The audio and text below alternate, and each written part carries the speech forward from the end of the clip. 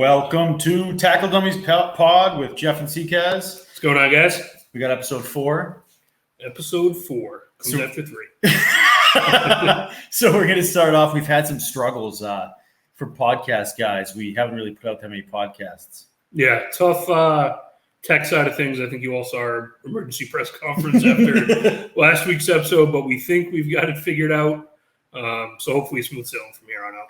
So explain to the people what happened last week. So Czar didn't pay the bill, I guess, if you want to phrase it that way. So we recorded. Turns out you got to pay money to actually get the audio if your free trial runs out. So we are now current on all our billing. And hopefully StreamYard is recording this with the audio, and we'll be able to upload everything to iTunes and Spotify and YouTube and everywhere else you guys listen to podcasts. And on a separate note, unrelated, we're looking for a new producer. All right, so well, hopefully it'd be better, and we'll get in the groove of things. I'm also moving, so I'm going to use that excuse for probably like 3 months. Yeah, but that's moving cripples. Yeah. So, all right, move on to the next segment. So, 2, I guess, big announcements. Number 1, we've got merch. You know, ton of fans out there. Obviously, we got to keep you guys clothed, keep you supplied. So we're going to send out the link to our merch store. Guests of the show will probably send you some stuff. So that'll hopefully encourage people to come on here. And then kind of spinning off of that, for those of you that listened last week, we kind of joked around a little bit about sponsoring some athletes in college now that the NCAA allows that. So turns out we are sponsoring some athletes. The linebackers for the Arkansas Razorbacks D1 football team are now officially sponsored by Tackle Dummies podcast.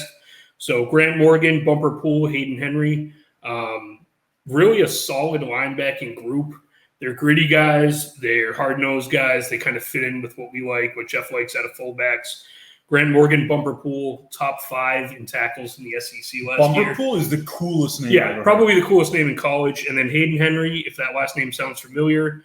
His brother, Hunter Henry, tight end in the NFL. Ever heard of him? His other brother, Hudson Henry, tight end on the Razorbacks. Hayden's linebacker, so he's got the pedigree. So we're excited to have those guys on the Tackle Dummies team, and hopefully they're flying around the SEC this year making tackles. I love that. Yeah. So why don't you give me a little bit of an update on what's going on? I think it's probably the biggest thing going on in the fantasy community right now. I'm seeing tweets about it left and right. What is that? So Scott Fishbowl, for people in the community that are into it, it's a tournament where you have like 10,000 different teams, and you have a division of 12, and then it narrows down, and you move on to different brackets. It's something that Scott Fish is the founder of that, and it's an event to have a competition and raise money for charity. It's a really, really cool thing. Scott Fish is an awesome dude. He's been doing it this is Scott Fishbowl 11. So I was in 10 and then also 11. So that's going off. That kicked off on the 5th. Day after 4th of July, for those who don't know how to count. So it's going on right now, and it's pretty fun. So my league is in like round 6, and the no one's taking wide receivers. So is it just like how the scoring is set up, or is it just like it's one of those things where like nobody takes them and then everyone's afraid to take the first one?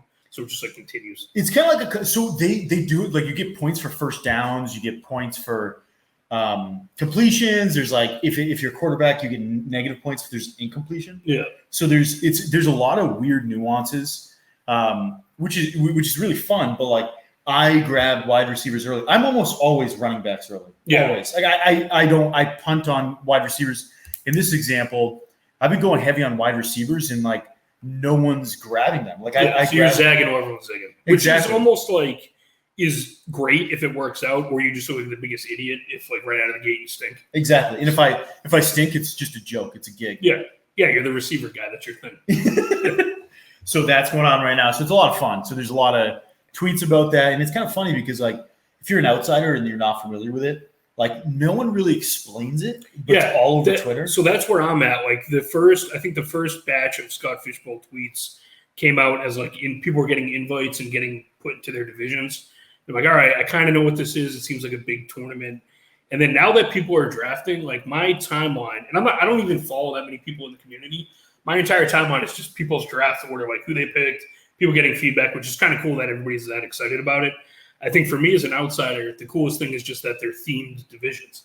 So I think it's like live music this year, so it's kind of cool to see all the logos and whoever's in what division kind of battling it out. That's kind of cool. My first choice was Third Eye Blind. That's my go-to. Where'd you end up? I ended up in Mumford & Sons. I like Mumford & Sons too. Yeah, so fun fact, producers discovered Mumford & Sons in a pizza place in Worcester, Mass. in like 2009 or something stupid like that. I didn't know that. Yeah, so they were playing over the radio. It was like, hey, this band's going to be big.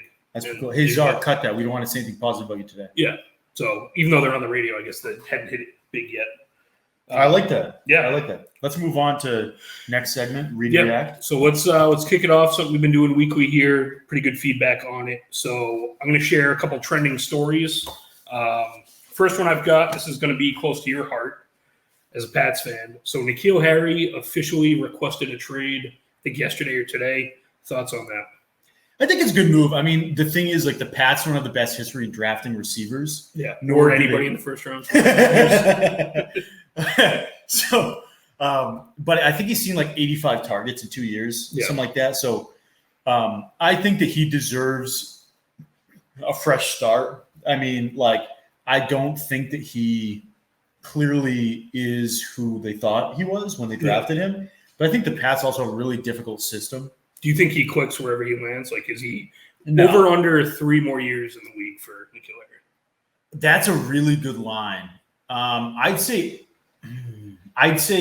over, because I think like Kevin White did over that. That's the point. Like, Kevin White, who was injured for like 5 years. First rounder, people forget. Yeah, all right, next story, similar contract type deal. Scott Hansen signed an extension with Red Zone, multi-year extension. What are your thoughts on Scott Hansen? I love Scott Hansen. Better than Andrew Siciliano? Way better. Yeah, like, Andrew Siciliano is, like, I don't know. He's okay. We don't need to say anything negative. Yeah. He's a big-time listener. But Scott Hansen, the way that, like, he kicks it off on Sundays, and he's like, we are now presenting 8 hours of uninterrupted. There's a little blood flow down south. The hair sticks up on my arms. I'm just super into it. So and this is the hipster in me, I'm starting to trend away from Red Zone. It's like, it's almost too much for me. Such a loser. I know. And like fantasy, you need it for fantasy, but then it's like, you get in front of the TV and you just black out for 12 hours. And then you wake up and it's like, I don't even know what happened. Yeah. So I'm starting to trend back toward trying to watch like one game. Problem is, as a Raiders fan, I got to pay extra and it's just a pain. And I'm sick of watching the Pats. I do like, there's something like a football game is just, you get a good game. Yeah. Like, it's so much fun watching the back and forth. Like, the Pats are my team. Yeah. I mean, I like a lot of teams, but like, I love when they're on Thursday night or Sunday night. Yeah. You can get the game and then you can do the Red Zone after. Or like Monday. I like when they have an isolated game. Like, that's the best thing. Yeah. So next item, actually, I got to pull this one up because it made me laugh. So, guy we mentioned, I think last week, maybe the week before, Dan Campbell, head coach of the Lions, was quoted as saying, and this is a tweet by Mike Silver, so new Lions head coach Dan Campbell, quote, I told the players, honestly, day one, I said, look, I'm not going to be carrying your toilet paper around. I'm not going to wipe your butt. You're going to wipe your own butt. You handle it, and I'll treat you like men until you prove otherwise. End quote. What are your thoughts? Yeah, I heard that. That's pretty funny. There's no chance he said "but." We all know what he said. Yeah. I think that was probably censored for the. I mean, and like he probably is there's some layers of depth. I mean, he filtered that a couple of times. All right. Yeah. Another Dan. We might do like Dan Campbell's like inspirational quote of the week or something because between him and Gruden, it's just like a quote factory, which I like. I like the fact that he's got a personality. He's getting out there. Like, I think that's a good move. Yeah. You're a coach in Detroit. Detroit is like a hard-nosed city. Yeah. They're looking for some hope. They want a guy that just throws some crap out there, sees what, lands, and I think it's a good move for the city. And we talked about this outside of the show, but like there's not a lot of big personalities in the NFL. Like everything's pretty robotic. So to see somebody that actually has something unique to them is kind of cool. Yeah, I respect that. And then the last item I've got, so Weed has been in the news a lot recently with the Olympian being suspended. A guy in the NFL who was probably known as the Weed guy in the past, at least Ricky Williams, former Heisman winner, announced he's starting his own cannabis company called Heisman Weed, Heisman Weed, which I thought was funny. So I just want to get your thoughts on that. I love that. That's the funniest thing. Yeah, we're pro-choice when it comes to that.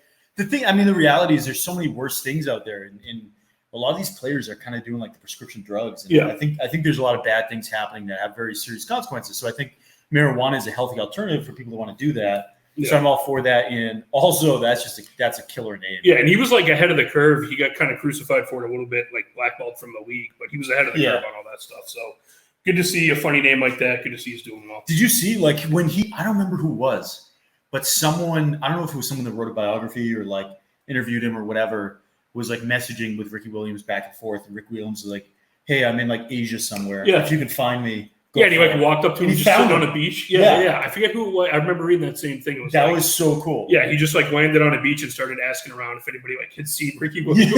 Seen a guy with dreads who's like really athletic. Yeah. I love that.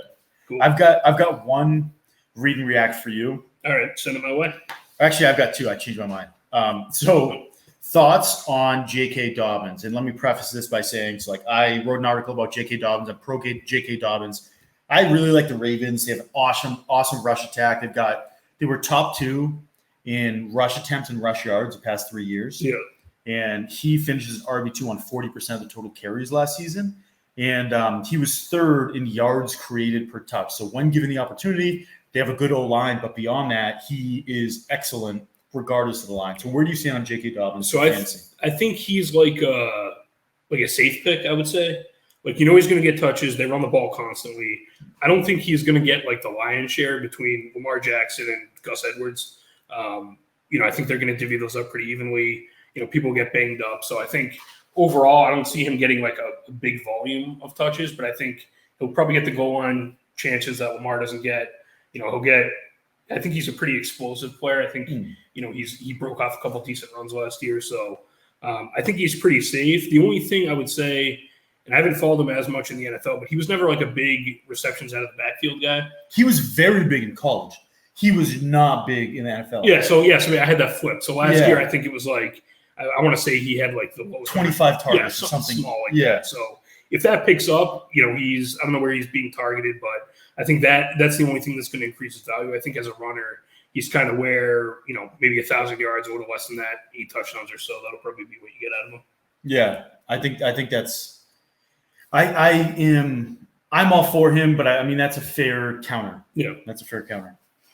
So we're going to get into some snake drafts, into some non-fantasy related content. Like to keep it light. So we're going to start off with, we'll do the worst things about moving in honor of my move.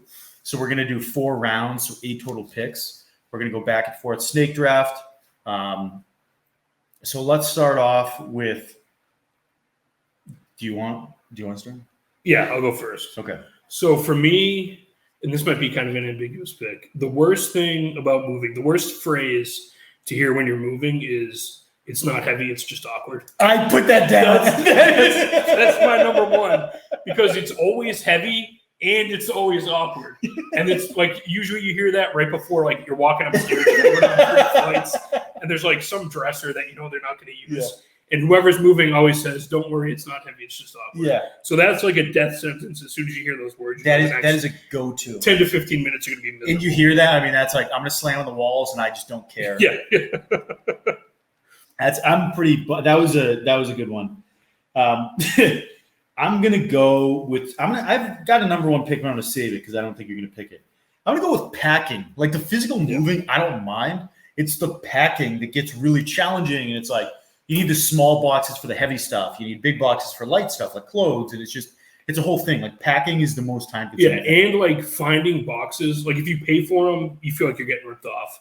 And then if you're just trying to like scavenge them from around, you can never find a normal box. Yeah. It's always like way too long and skinny, or it's like there's no comfortable box to carry. And you do like the 4 fold on the bottom and then it like rips open while you're moving. And then it's just. All right, I like that. So it's snake, so I guess I go again. There you go. I almost got caught in the 2-person snake. I'm going to go with the big boxes. When someone, kind of similar to what we just said, if someone's got big boxes, but they try to pack heavy stuff in it. Yeah, and there's no handles, and you're like, Jesus Christ. Yeah, there's no handle. And then again, like you're grabbing the bottom, and it's like, this is way too heavy for a big box. Everybody knows heavy stuff is a small box, but people don't pack right. Yeah, because everyone, like when you're packing, you're just trying to get everything as quick as possible. So it's like, find me the biggest box. I'm going to throw everything in there. Yeah. So mine, two, and this only some people are going to get this.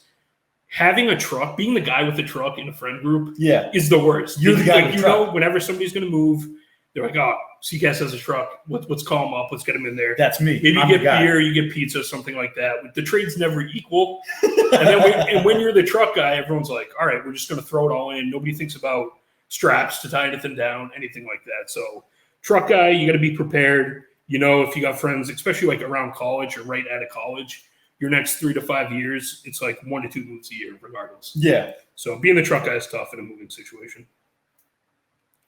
And then my next one, this I think everybody can relate to: slamming your knuckles on the door frame when you're moving stuff through. Oh yeah. So it's like no matter what it is, if it's a big couch, you're trying to wedge it through. Somebody gets a finger pinched, that hurts. Then you're kind of like swearing internally to yourself as you're carrying it down. But then also when you get a small box, you almost get too cocky and you start like moving too quick. You smash it off a door frame. So that bloody knuckles just makes everything miserable. I think that's a good pick. I'm going to say the weather as my next pick. I have moved 8 times in the last 11 years. I think that I brought that up like 7 times in the last show.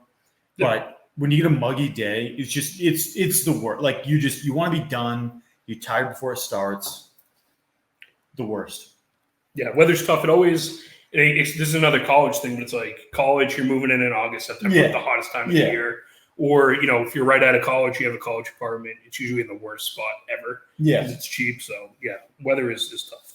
The next one, which was actually going to be my 101 or 102 or whatever, but I knew you weren't going to pick it, is moving with kids because you can't pack. Like, if you have kids, it's like having like a bunch of drunken friends that try to undo what you're doing all the time. Yeah. So it's like it's go time. So like we had a move. The move was my parents watched kids Thursday, or my mom watched kids Thursday. My dad watched kids Friday, and it's like that's your time to get stuff done. Yeah, and it's like nonstop go. Nonstop, like just get it done. And then the kids are grabbing everything out. You got the cleaner, like cleaning solutions and Windex and all this crap and whatever. Kids are really, really tough on the move. Yeah. So my next one, and this is a specific item, mattresses are underrated, the worst thing to move. Because why'd they stop putting straps on mattresses? That was going to say is usually they're super heavy. If you have mattress, box springs aren't bad. Super heavy, nothing to hold on to. Yeah. So you got to do like the praying, like squeeze as hard as you can. Yeah. Lift it up, and it's just all wrist and forearm strength. And then it's like you're shuffling down the hallway trying to get through the doorway. It's the worst. And that's one of those things that's like, I'm good for the next like 3 seconds, and then 3 seconds pass. I think I'm good. And you're just holding on. And you don't want to be the guy that's like, I got to take a break. Yeah, you don't want to take a break. It's just like everyone's sweating bullets, and it's just like a Mexican standoff of who's going to be the one that's like, I got to take a second here. Yeah, you don't want to be that guy. Yeah, that's a really good pick. All right, and then my last one. So that was your last one. Oh yeah, we're only doing 4. Yeah. All right, there we go. I like it. Honorable mentions. Yeah, we'll do those. So my honorable, I only had 1 left. So, and you're good about this, but if you're showing up to help somebody move and they're not prepared when you show up, it's a nightmare. Yeah. Because it's like, I show up, my brother's famous for this, but like, I'll show up, he's like, hey, help me move. Nothing's packed. So when you're like, your mentality of helping somebody move is, we're going to do this as quick as possible, get in, get out, have some pizza after, I'm calling it a day, and you show up and you have to pack before the move, it's just a nightmare scenario. Yeah, if you get people to help you, you need the muscle. Yeah, you got to prep. You got to have everything. However you want to pack your stuff, I'm not going to judge. But the boxes got to be stacked. Yeah. Or at least closed up and taped. Yeah. Everything, you were good. You put everything by the door. I think when we moved like out of one of your college apartments, like 3 of us crushed it in like an hour and a half. Yeah. So that ideal scenario, if somebody's not prepped, it's the worst. I'm going to do like small staircases. Stairs. Those are so tough. Like you get a big couch, and like even if it's like a $500 couch, like every single time in the back of my mind, I'm like, just throw it out. Yeah, I don't want to deal with it. Or if you get a staircase that's like they got the little twisty turn at the bottom. Oh my god! And if the railing's there, it's like you're praying to God you measured the couch right, and it's going to fit through the door up the stairs. But yeah, that can quickly turn south. All right, we'll have to put that up for a poll. Yeah, I like that. Do you want to do the second draft too? Of course. All right, that's the most important draft. Yeah, you pick first on that one. So I'll let you announce it and pick first. Okay, so the next is best places to piss. We're big piss guys, And so I'm going to start off and say in the snow. Snow is the best. If you don't live in the north, you haven't pissed in snow. Like I would literally take off work and like drive up just to pee in snow and then drive back down. Yeah. Like for me, I've got a small bladder, so like when I try and like peeing your name in the snow is the best. For me, I get like the top horizontal part of like the letter J, and then normally I'm out of gas. Yeah. But I'm a big pee in the snow. Yeah, people that know cursive well have an advantage, a distinct advantage. So mine, I'm gonna get specific. I don't want to be too general on this. Peeing in the pool. That's actually awesome, and it's twofold. So there's a lot of bodies of water. I'm not going to go through them all because I don't want to spoil picks. But the funny thing about peeing in the pool, one, you don't have to get out, so it's just like you go. Everybody pees in the pool. Yeah, people lie about it. Everybody pees in the pool. It's your little seat, and then you feel there's like that just edge of fear because everybody's heard the rumor that if you pee, it's going to change color. So like at this age that like that's a little wives' tale. Well, like you're pretty sure. Yeah, there's still that hint of fear that like this will be the time, and they're all going to know it was me. So peeing in the pool, fun and also kind of dangerous. Which is what I bad boy. Number 2. So this is similar to your first one, and I think probably only guys who can relate to this, but when you go into a bar or a restroom that has ice in the urinals, or if you get like the trough set up and there's ice in that, similar to snow, it's just very satisfying. You kind of get the cool, I don't want to say breeze, but it's not as hot and steamy as your normal men's restrooms. So the ice in the trough keeps the smell down. It's a nice little touch. I like that. I'm going to go next with off a deck. I had that one too. Oh, my God. You get a nice breeze. Yeah. You cool off the boys. I had elevated surfaces porch somewhere. Yeah. Yeah, elevated surfaces is a like really weird way to say that. Yeah. But peeing off a deck is great. I love peeing off decks. I've got a deck. I pee off it all the time. Yeah. And then I'm going to do my next one. I'm gonna go for it. Peeing in a sink.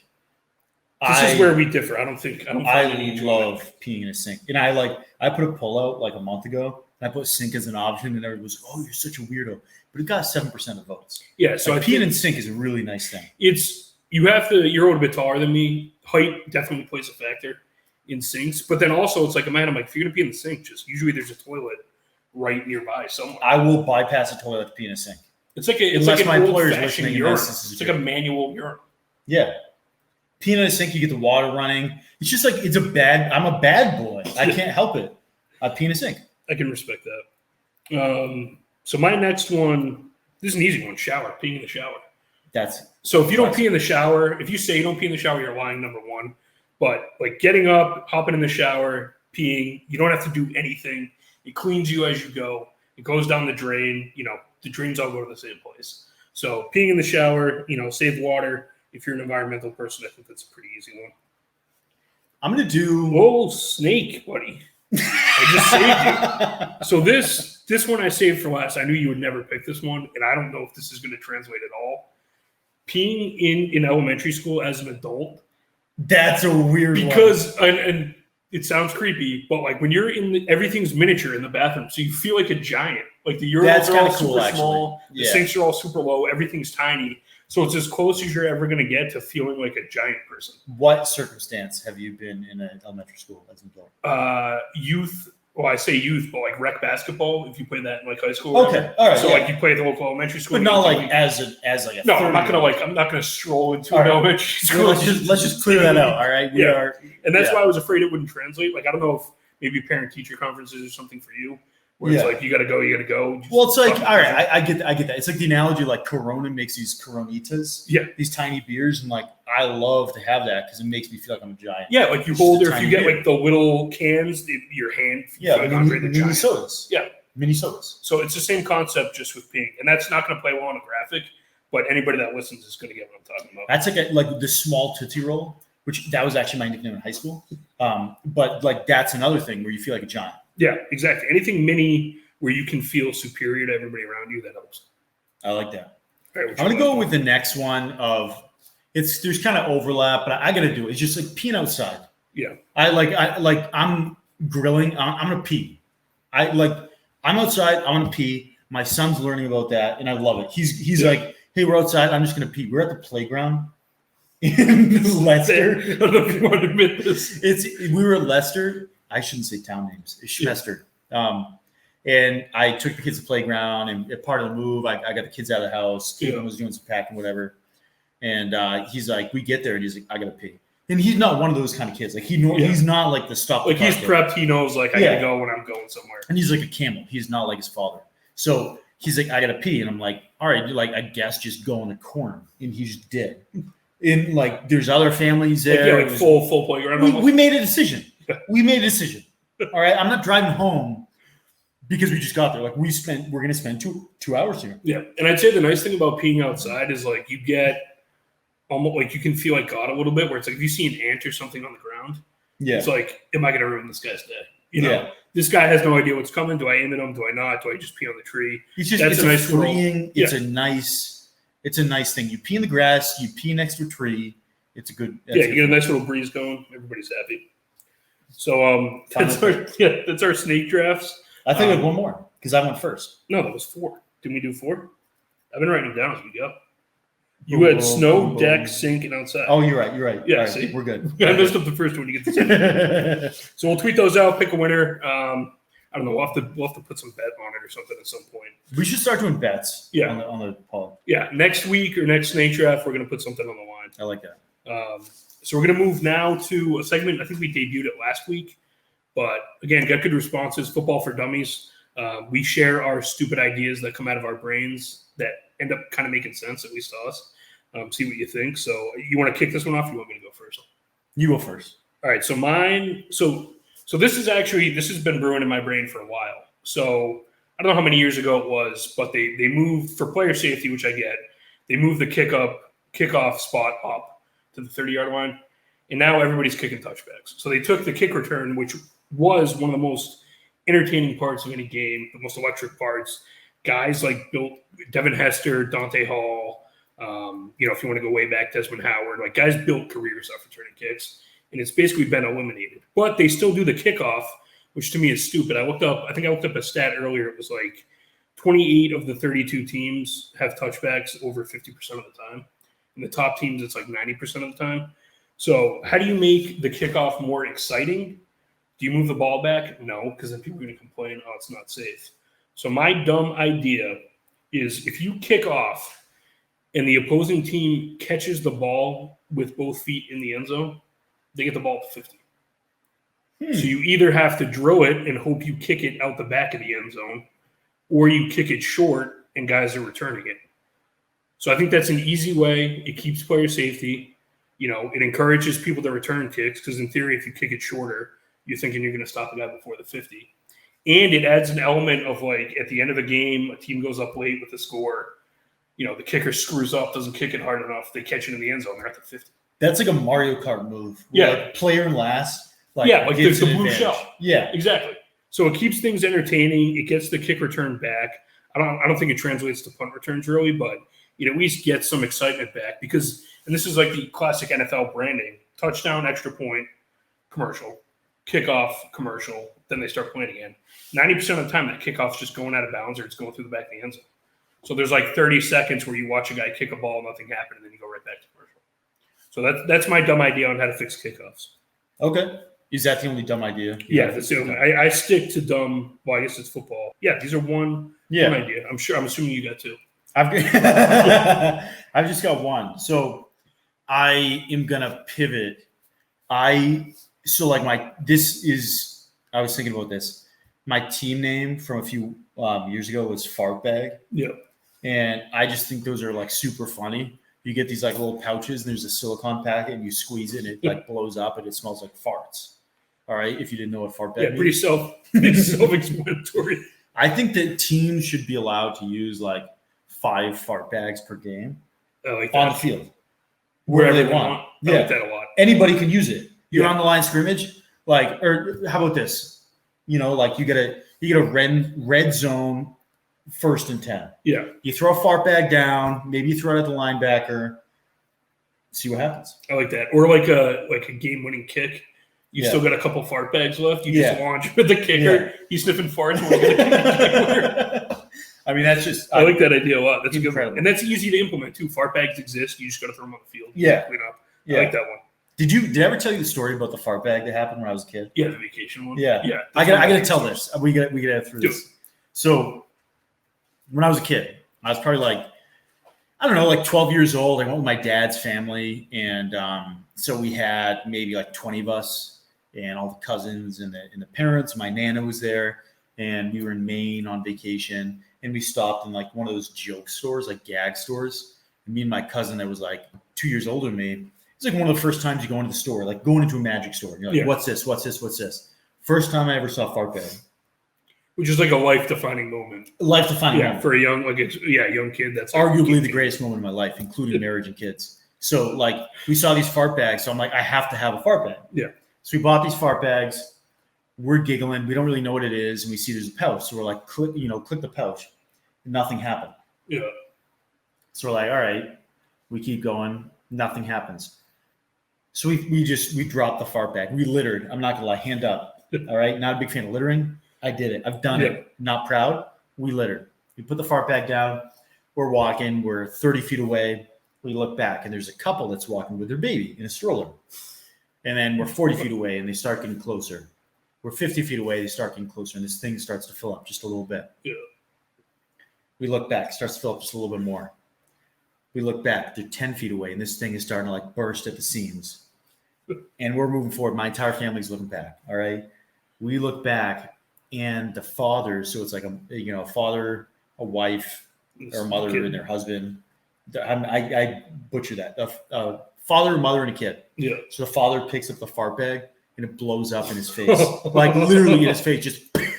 And like that was the first time we saw a fart bag in action. My family loses it. I mean, everybody's laughing. My dad ran into his car, locked himself in there, so no one else could get in.